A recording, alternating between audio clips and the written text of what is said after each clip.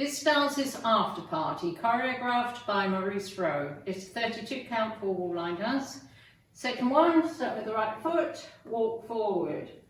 Right, left, anchor step, half turn left, coaster step. Section 2, walk forward.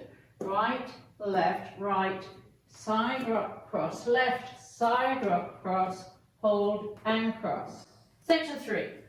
Step onto the right as you make a quarter turn left, kick, coaster step, hip bumps turning a quarter left, hip bumps turning a half left. Last section. Sailor step, sailor quarter turn left, forward coaster, back coaster. And you start over. Now let me go over the dance with the counts. 5, 6, 7, 8. 1, 2, 3 and 4, 5, 6, 7 and 8.